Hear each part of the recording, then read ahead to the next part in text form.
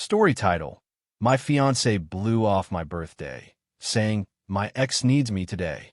I replied, "Understood."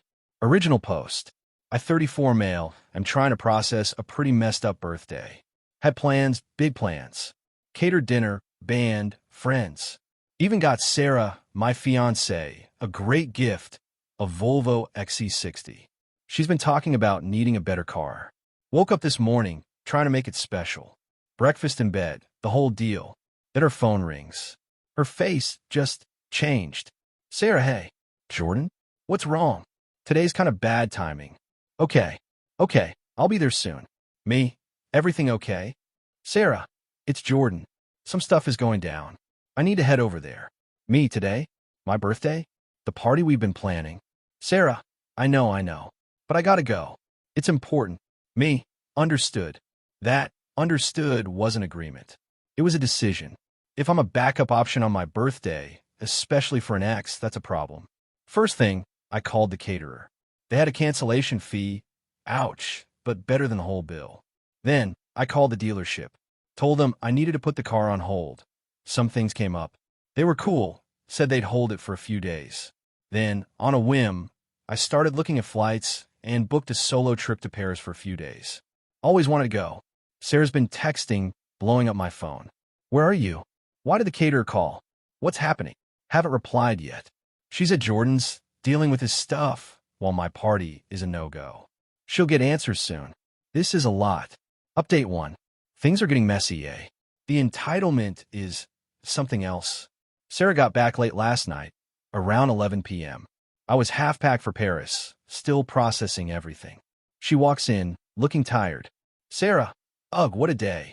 Jordan had a mini crisis. Car trouble, then a small flood in his place. It was a whole thing. "Me, right?" "Sarah, so, where is everyone? Why did the caterer call? My dress got a little wet, by the way." "Me, the party's off, Sarah. I had to cancel most of it." "Sarah, you what? You can't just cancel my party." "Me, our party. And I did. You bailed on my birthday for your ex, remember?" Her face shifted. "Sarah, Jordan needed help. It was a mess. You're being unfair." "Me? Unfair? You left on my birthday. What about the car I was looking at for you?" "Sarah, the car." "Oh, is it here? I need to go get it." "Me? I told the dealership to hold it. I haven't decided what I'm doing with it yet." "Sarah, you can't do that. It's practically my car." "Me? It was going to be a gift. But things have changed, Sarah." Then she tried the guilt trip. "Sarah, Mark, come on. I'm sorry about today, but you're blowing this way out of proportion." Jordan was in a bind. "Me. And I wanted my fiancée to be here on my birthday. I guess priorities are clear." She got angry, name-calling started. "Sarah, you're going to regret this. You can't treat me like this." "Me?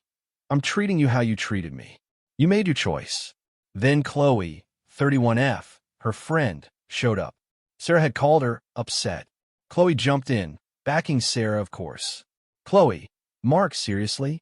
You can't just cancel everything. That's not cool to Sarah." "Me? It wasn't cool for Sarah to leave on my birthday. I'm done, Chloe. This is between me and Sarah." "Chloe, done? What does that mean?" "Me? It means I'm ending this. I'm going to Paris for a few days. When I get back, I want Sarah to move out." That got their attention. Shock. They thought I'd just accept it. Sarah started crying. "Sarah, please, Mark, don't do this. I do love you. I messed up." "Me? Too late, Sarah. You showed me what matters most. I'm done." They left, Sarah upset, Chloe glaring. The text started later. From Sarah, Chloe, even Sarah's mom, Denise, 50SF. "You're overreacting. Give her another chance. How dare you? I'm ignoring most of it. My flight's in the morning. Paris is happening. And when I'm back, Sarah needs to move out. This is rough, but I'm standing my ground." Update 2. Paris was a good distraction. Saw the sights, ate good food, helped clear my head. Got back yesterday, and the drama is still going. Sarah's still trying to get back in my good graces. Lots of apologies, promises, the whole thing. But I'm not changing my mind. The boxes are packed.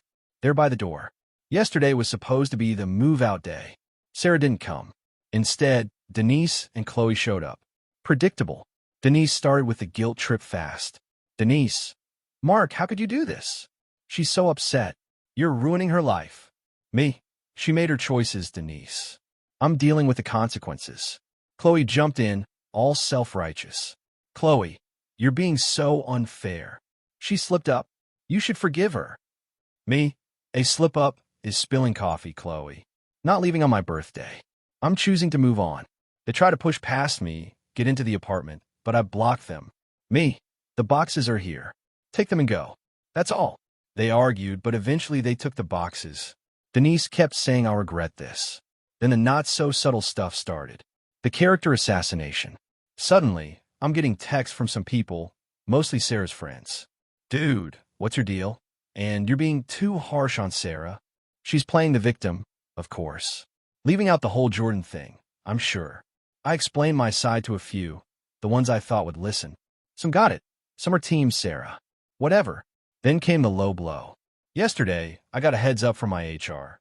Someone made an anonymous complaint, saying I'm acting erratically and making things uncomfortable at work.